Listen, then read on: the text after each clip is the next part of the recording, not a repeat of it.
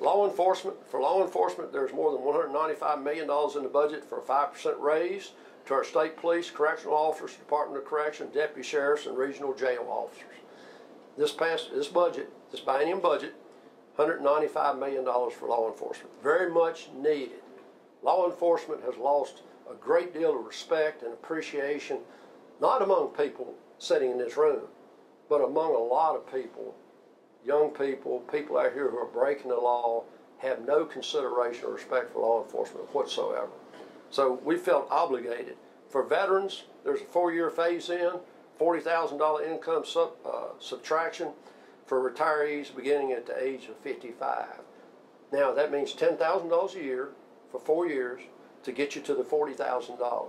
The governor has, in this budget that he's just proposed to us, has asked to take it straight to the 45 and 40 and eliminate the age requirement for retirees from the military, which I have no problem with. I don't think we treat our veterans as we should in Virginia. $10 million to establish a veteran suicide and opioid use prevention program. $11 million to enhance and expand services for the Department of Veterans Services. In a category of schools, the budget provides state funds which must be matched by local boards for a 5% increase in teachers' pay for both years. Now, I don't like that. I wish that we could give a 5% pay raise to our teachers and it not be tied to a match to the locality. But the assumption in Richmond, and I can't debate it, they're correct, school teachers are not state employees. School teachers are local employees, local government employees. And their fear that is if we do it, there's a presumption out there that they will then feel like they're state employees, and that would be a recurring ask, and so we're not going to do it. So in order for Alleghany County teachers to get a 2% raise, Alleghany County's got to give a 2% raise. $1.25 billion for school construction loans and grants. That's a good program. If somebody needs to renovate a school, build onto a school, or build a new school, they can apply for a grant and get dollars to do that. $100 million to launch laboratory schools at colleges and universities. These schools are intended to explore innovative teaching techniques for preschool to high school while demanding higher standards. The governor brought this lab school idea to the Commonwealth. I think it's good. I'm not so sure how well it's going to work in rural Virginia where we can't partner with colleges and universities close by, but we have it. Ag, $123 million has been available for agricultural best practices managements, administered by VDACs and the Department of Agriculture and Commuter Service. So there's $123 million to fence the cows out of the creeks, to do things, best practice managements, to maintain water quality. If you knew how much money we spend on the Chesapeake Bay annually, just try to make sure we have clean water. And it's required as a percentage of the revenues of the budget go to Clean Water Act. It's statutorily required. Budget amendments. My last budget amendments this past session, language to create funding stream for the Lexington Horse Center. We had a thing about 10 years ago called,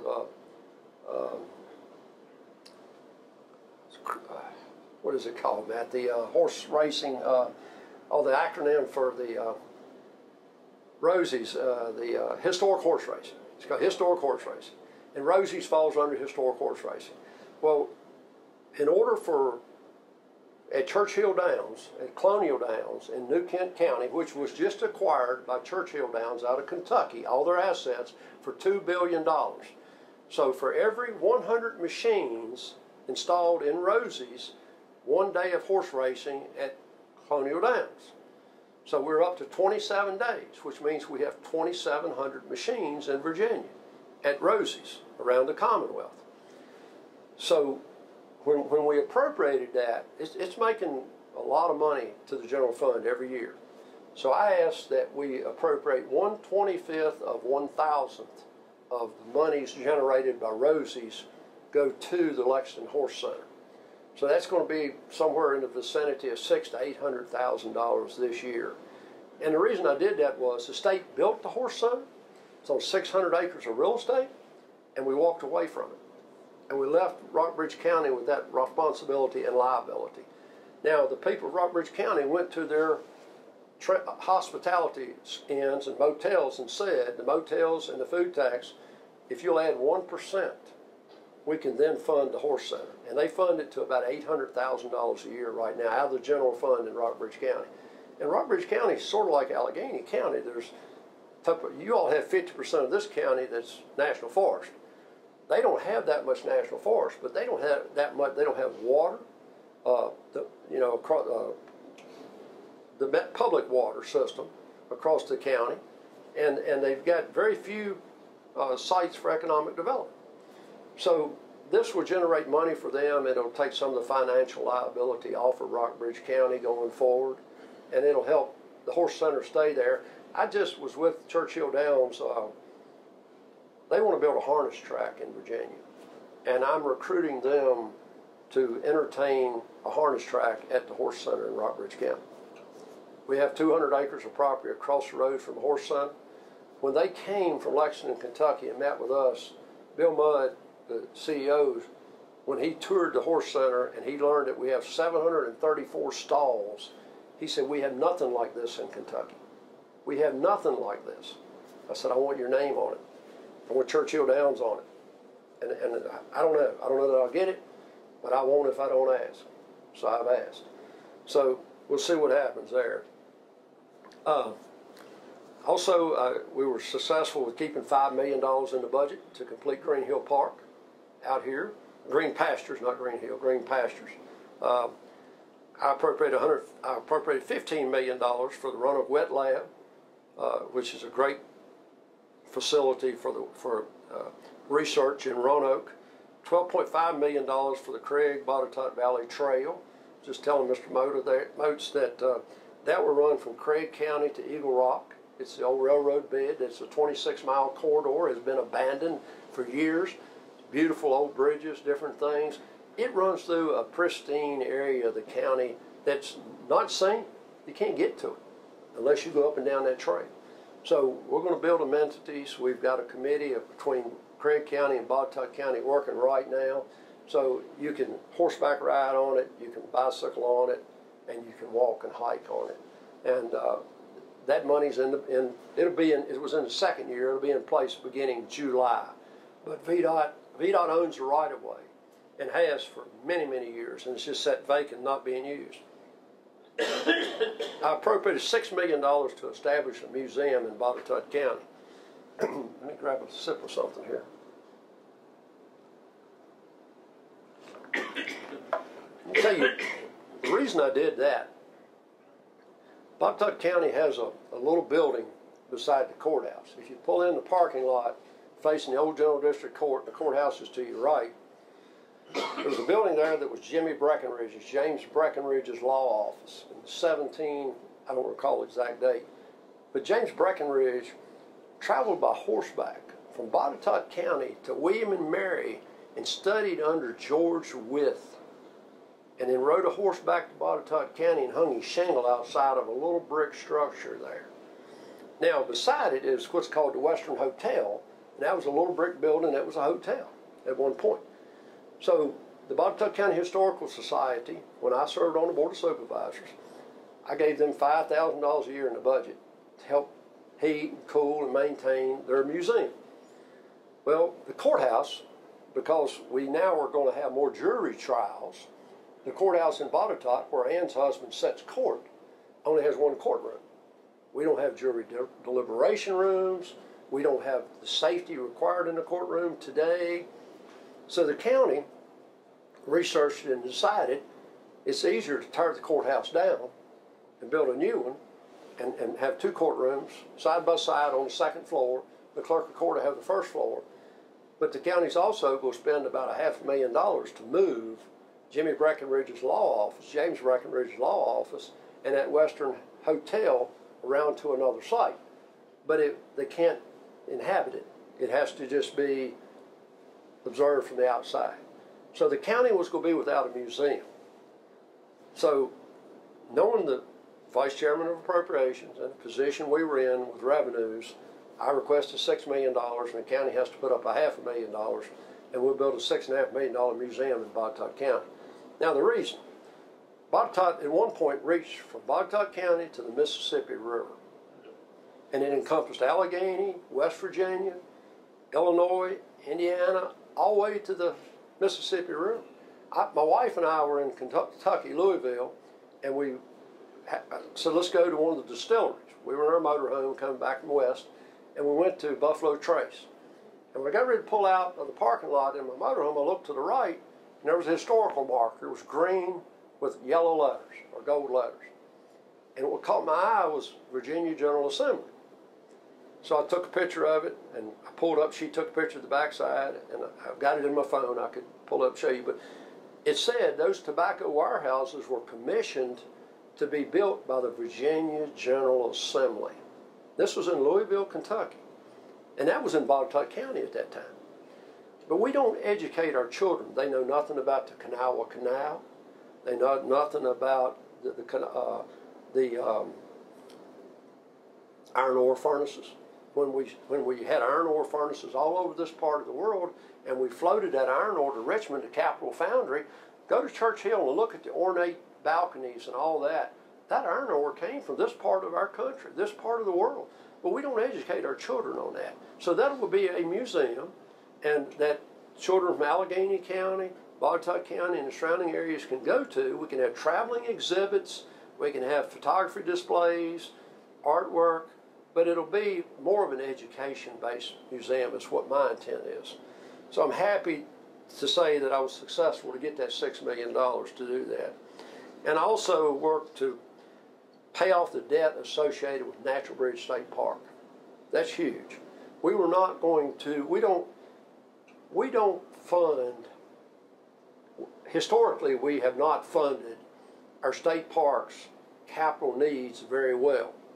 And in this county, you all have Friends of Douthit State Park who do a cook-off every year and work hard to fund the needs of that park. And that's one of the 7 original state parks in Virginia. But we paid off the debt, which now means we can start making a capital investment there.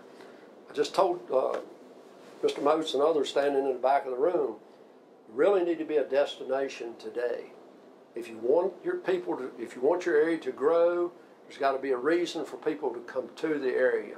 If we can bring people to the trail in Botetourt and to the state park in Natural Bridge and the things, the green pastures here, we'll see things start to prosper and grow. And I still think Clifton Forge is a real gem. A lot of beautiful homes in Clifton Forge that are sitting abandoned, and they were beautiful homes. I mean, so I just think there's a lot of opportunity there. And also appropriated money. About 6 or 7 years ago, I was approached by a group called the Lewis and Clark Foundation. And it's strange, but the Lewis and Clark Trail starts in St. Louis. You know, Lewis and Clark started in Virginia. Thomas Jefferson commissioned the Lewis and Clark expedition to the west.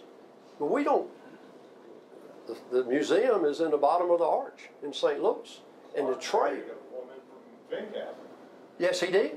And his marriage license is in Botetourt County. Yes. On his way, Meriwether Lewis went to Philadelphia, and from Philadelphia to St. Louis, William Clark went to Botetourt and down through the Cumberland Gap and up the Mississippi River, and they merged there and they started their trek west. And I guess that's why Lewis and Clark Trail starts there. But I was asked to promote it, and Speaker Howell and Kirk Cox, a good friend of mine, said, yeah, Terry, we'll do that. And so I passed a resolution, and we got the wheel in motion. And this year, we appropriated $175,000 for signage, and there'll be signage along the highway, or the path that they took in Virginia. Been a lot of research done. Congress was interested in it, but Congress backed out and wanted to identify the waterways versus the land map, because they were all over Virginia. I mean, if you followed their corridor, actually behind my house, I went to a meeting of the Lewis and Clark Foundation at Natural Bridge when they were doing the research of where they studied, where they traveled, and where they stayed. And I'm sitting there and I'm looking at Looney's Ferry across the James River, and there's this little corridor up along a little creek bank. Well, that's on my property behind my house. So they crossed the Looney's Ferry and went up that path to about the North Star Restaurant, on up the Blue Ridge Turnpike and into Fincastle, where he met Julia Hancock and married her. Well, he met her, he went to the trek to the Pacific, come back to Botetourt, married her, she died, and he married her sister. And he named a river in Colorado, Montana, the Judith River, and her name was Julia Hancock, not Judith. And he learned when he got back he'd named the river wrong. So, my wife would have killed me, but, you know. So, so the 23 session, building on the $4 billion tax cut we passed last year, Republicans plan to lower the state's top individual tax income tax return from 5.7 to 5.5%, and the Virginia corporate income tax rate from 6 to 5%. I think that's a smart thing to do. And I said this to the governor. I've never seen anyone spend themselves out of a recession, you know, or out of debt. I've never been successful spending myself out of debt. But I will say, I said earlier, the governor has asked us to appropriate $450 million for pad-ready site development. And that burden of responsibility has always fallen on the shoulders of the localities. It's tough in today's world for localities to accumulate enough money to do pad-ready site development. But the governor is proposing that'll be $650 million, $150 million this year, $450 million if we approve it in the budget. The governor just makes a request. The legislature approves the budget. It's the House's budget. It's not the Senate's budget. They like to say it is, but it's not. It's the House's budget. But if we can spend that $450 million and have localities have pad-ready sites so we can put industries on them and create jobs, I'm not so sure you can't spend yourself out of a recession. I think it will work. Now, as I said to the governor, what we have to do, Governor, is watch it extremely closely. And when we start breaching that threshold of those scales being balanced, we've got to stop spending. We've got to pull that money back. And we can and we will.